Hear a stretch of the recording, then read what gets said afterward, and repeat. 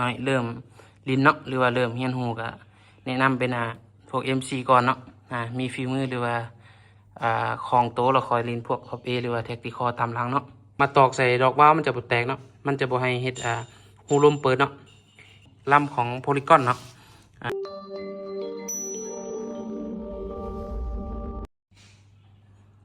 สบายดีเนาะสบายดีไอ้น้องสายลาเฮาหมดทุกคนเนาะมื้อนี้เฮามีโอกาสเนาะหรือว่าเครื่องเฮาเข้ามาใหม่เนาะสุดเข้ามาตัวนี้จะเป็นสุด MC ของไซงอนเนาะเฮาจะมารีวิวให้ลูกค้าเบิ่งพอคร่าวๆเนาะเพราะว่าช่วงนี้เป็นช่วงฤดูฝนเนาะบ่มีโอกาสหรือว่าบ่มีหมายได้ออกลาเนาะมีแต่สิมารีวิวให้ลูกค้าเบิ่งเครื่องตัวจริงเนาะเพราะว่า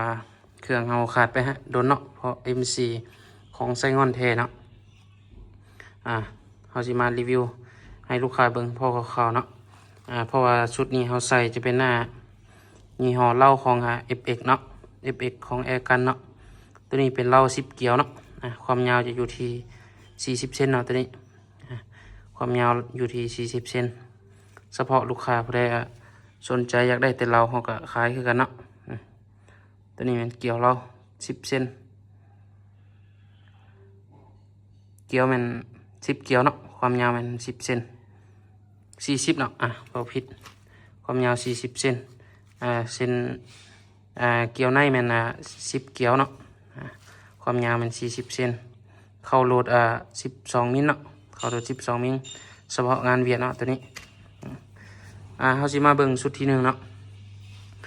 ตัวนี้เป็นชุดของ MC เนาะ MC งานไซงอนเนาะใส่กับวาล์ว Z1000 เนาะตัวนี้เป็นวาล์ว Z1000 แล้วก็แหลกก็จะเป็นแหลก8แหวนธรรมดาเนาะแหลก8แหวนทั้งตัวนี้จะเป็นทั้งอะลูเนาะเป็นทั้งอะลูกลมนตัวนี้แม่นชุดเดิมๆเลยชุดเดิมๆเลยส่วนกล่องจะเป็นกล่องของยี่ห้อมาคูเนาะหรือว่ามาโคเนาะตัวนี้จะเป็นระยะซูมแมน4-9เนาะตัวนี้เป็นระยะซูม4-9สามารถปรับทางนอกเนาะปรับทางนอกปรับซ้ายขวาปรับนอกดึงออกมาแล้วก็ปรับเนาะตัวนี้เป็นปรับนอก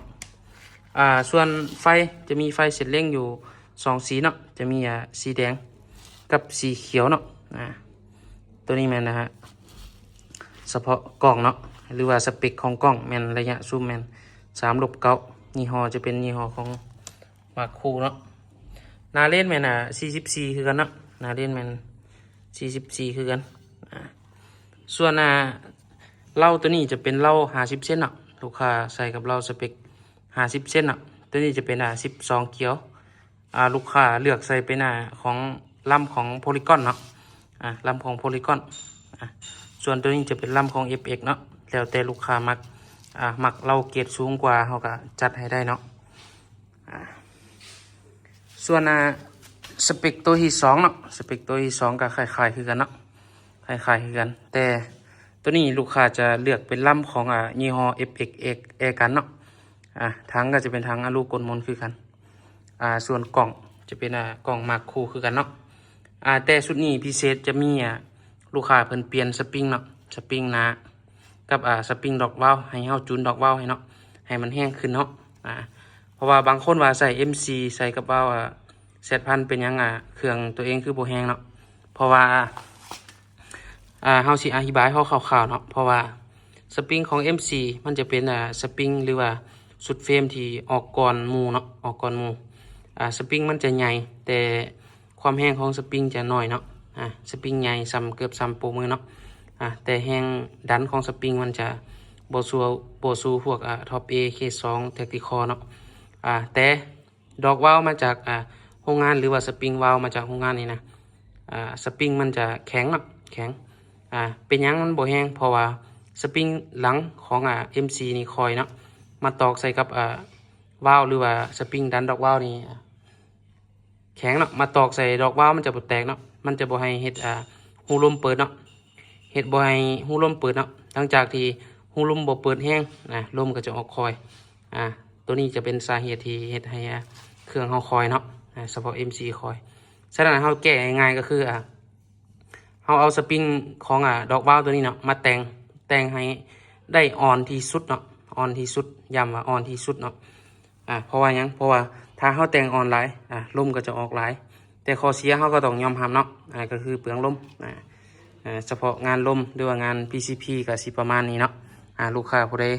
เข้าใจระบบลมหรือว่าเข้าใจพวกระบบกลไกของ PCP ก็ง่ายเนาะซ่อมง่ายแปลงง่ายบ่ว่าจะเป็นพวกแหลกไหลบ่หรือว่าพวกไก่เกาะบ่ได้บ่หรือว่าเครื่องบ่แห้งปืนบ่แห้งยิงบ่เข้ากลุ่มยิงบ่เข้าเป้าเนาะอันนี้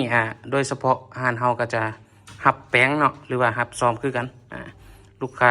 สนใจเฉพาะอะไรเฮาก็ขายเนาะหรือว่าสนใจเป็นครบสุดเฮาก็มีคือกันเนาะตัวนี้แม่นลักษณะพอคร่าวๆเนาะเฮามารีวิวให้เบิ่งก็สิเป็นลักษณะประมาณนี้เนาะตัวนี้แม่นเฉพาะมือใหม่ที่สามารถหากต้นทุนน้อยเนาะต้นทุนน้อยงบน้อยงบน้อยเริ่มลิ้นเนาะหรือว่าเริ่มเฮียนหูก็แนะนำเป็นพวก MC ก่อนเนาะมีฝีมือหรือว่าของโตแล้วคอยลิ้นพวก Top A หรือว่า Tactical ตามหลังเนาะตัวนี้ก็สิประมาณนี้เนาะตัวนี้เป็นเฉพาะมือใหม่เด้อเอาอธิบายเฉพาะมือใหม่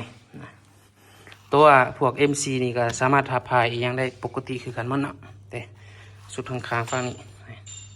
พับพายบางคนบ่ฮู้ว่าวิธีปรับสปริงอยู่หลังนี่ก็มีคือกันเนาะเด้ตัวนี้มันปรับสปริงคอนเนาะเฮ็ดให้แห้งขึ้นเฮาต้องจูนสปริงสปริงหลังให้มันเสมอหรือว่าเท่าเทียมกันเนาะลูกค้าผู้ใดสนใจก็สามารถทักเบอร์หน้าโปรไฟล์เนาะเบอร์เฮาแม่น98464155เนาะต่างแขงเฮาก็มีปลายทางให้คือกันเนาะ